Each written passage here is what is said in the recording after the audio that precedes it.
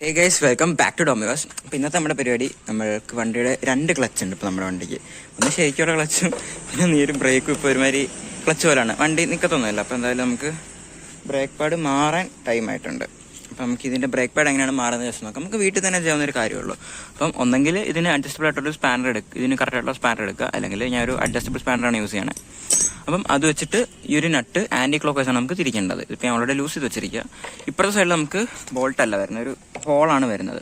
So അതിലേക്ക് ഒരു screw driver ഇങ്ങനെ കയറ്റി വെച്ച് കഴിഞ്ഞാൽ നമുക്കിത് പിടിച്ചു വെക്കാൻ വേണ്ടി സാധിക്കും ലൂസ് ചെയ്യുന്ന സമയത്ത്.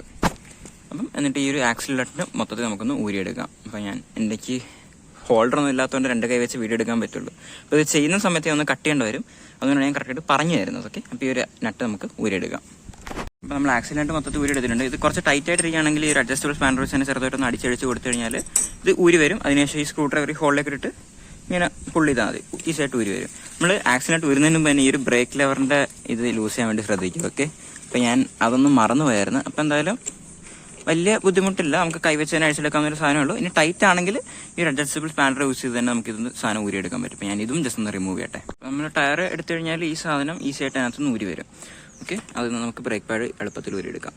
ഇനിയിപ്പം ഇതെൻ്റെ പഴയ ബ്രേക്ക് പാഡാണ്. ഓക്കെ, ഇതിപ്പോൾ കണ്ടാൽ മനസ്സിലാവും അത്യാവശ്യം പാഡ് ബാലൻസ് ഉണ്ട്. അപ്പം എന്തുകൊണ്ടാണ് ബ്രേക്ക് കിട്ടാത്തതെന്ന് ബ്രേക്ക് പാഡിൻ്റെ കുഴപ്പമില്ലെന്ന് മനസ്സിലായി. അപ്പോൾ ഇനി അതിൻ്റെ ട്രബിൾ ഷൂട്ട് വേറെ ചെയ്യണം. അപ്പോൾ എന്തായാലും ബ്രേക്ക് പാഡ് മാറ്റുന്നൊരു വീഡിയോ എടുത്ത് തുടങ്ങിയുണ്ട്. നമുക്കിത് തിരിച്ചിട്ടുകൊണ്ട് തന്നെ എങ്ങനെ ബ്രേക്ക് പാഡ് പ്രോപ്പറായിട്ട് മാറ്റാൻ നോക്കാം.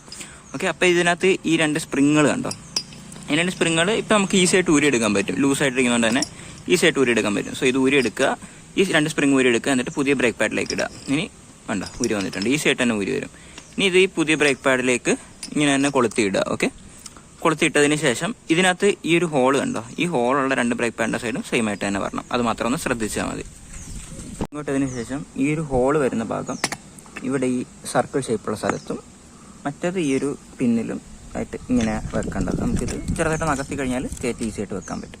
അപ്പോൾ നമ്മളെന്തായാലും ബ്രേക്ക് പാഡ് ഇതിലേക്ക് വെച്ചിട്ടുണ്ട്. ഇനിയിപ്പോൾ ജസ്റ്റ് ഈ ഒരു സാധനം തിരിച്ചിങ്ങനെ ടയറിലേക്ക് ഇറക്കി വെച്ചാൽ മതി. ഓക്കെ, അപ്പം അതും സെറ്റായിട്ടുണ്ട്. ഇനി നമുക്ക് ടയർ തിരിച്ച് നമ്മുടെ വണ്ടിയിലേക്ക് കയറ്റണം. അപ്പോൾ അത് ജസ്റ്റ് എടുത്ത് നമ്മൾ നോർമലി ഇറക്കിയതുപോലെ തന്നെയാണ് കയറ്റിയത്. തിരിച്ച് ചെറുതായിട്ടൊന്ന് ഉരുട്ടിങ്ങനെ കയറ്റിയാൽ മതി, ഈസിയായിട്ട് കയറിയിരുന്നോളൂ. ബസ് അതുകൊണ്ട് ഒന്ന് കയറ്റി വെക്കട്ടെ. അപ്പോൾ നമ്മുടെ വർക്കെല്ലാം കഴിഞ്ഞിട്ടുണ്ട്. നമ്മൾ തിരിച്ച് ടയർ അതുപോലെ കയറ്റി കുറച്ചൊന്ന് പൊക്കി പിടിക്കണം, ആക്സിൽ കറക്റ്റായിട്ട് കയറി വരാൻ വേണ്ടിയിട്ട്. പിന്നെ ഗ്രീസ് കുറച്ച് കയ്യിലുണ്ടെങ്കിലുണ്ട്. ഞാൻ ഇപ്പോൾ ഹോസ്റ്റലിൽ നിൽക്കുന്നുണ്ടെങ്കിൽ ഗ്രീസ് ഇല്ലായിരുന്നു. അപ്പം ഗ്രീസ് എന്തായാലും ഉണ്ടെങ്കിൽ ആക്സിൽ കുറച്ച് ഗ്രീസ് ഇട്ട് കൊടുത്താൽ നന്നായിരിക്കും. പിന്നെ ഇവിടെ ഒരു സ്പേസർ ഉണ്ട്, ഈ സ്പേസർ ഒരിക്കലും മിസ്സാവാണ്ട് നോക്കണം. ഊരുന്ന സമയത്ത് അത് അഴിഞ്ഞ് വീഴും, അത് മിസ്സാവാണ്ട് എടുത്ത് വെച്ചിട്ട് തിരിച്ച് അതുപോലെ തന്നെ ഇട്ട് കൊടുക്കില്ല. ടയറിന് ഒരു ഇളക്കം ഉണ്ടാവും, ഓടിക്കുമ്പോൾ വണ്ടി പല വഴിക്ക് പോകും. അപ്പോൾ ഈ ആക്സിൽ നമ്മൾ ക്ലോക്ക് വൈസ് ഡയറക്ഷൻ, അതായത് ക്ലോക്ക് കറങ്ങുന്ന ആ ഒരു ഡയറക്ഷനിൽ നമ്മൾ ടൈറ്റ് ചെയ്ത് കൊടുക്കുക. പിന്നെ ഇതിൻ്റെ കുഴപ്പം എന്താണെന്ന് വെച്ചാൽ ഇത് ഇവിടെ ഒരു ബോൾട്ട് ഉണ്ടാവേണ്ടതാണ്, ആ ബോൾട്ട് കാണുന്നില്ല.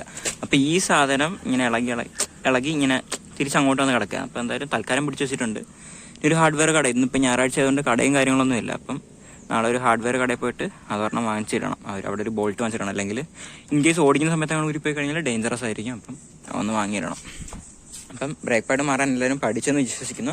എന്തെങ്കിലും തരത്തിലുള്ള സംശയം ഉണ്ടെങ്കിൽ നിങ്ങൾക്ക് കമൻറ്റ് ബോക്സിൽ ചോദിക്കാവുന്നതാണ്, തീർച്ചയായിട്ടും റിപ്ലൈ തരും. അപ്പം നമ്മുടെ വണ്ടി ഇതാണ്. ഇതിലൊത്തിരി വർക്ക് പെൻഡിങ് ഉണ്ട്. 2 മാസം കഴിഞ്ഞാൽ ടെസ്റ്റിന് കയറ്റേണ്ട സാധനമാണ്. അപ്പോൾ എന്തായാലും ഇതുവരെ ചെറിയ ചെറിയ പണികൾ, ടയറൊക്കെ തീർന്നിരിക്കുക, കയ്യിൽ ഫണ്ടില്ല, അതാണ് പ്രശ്നം.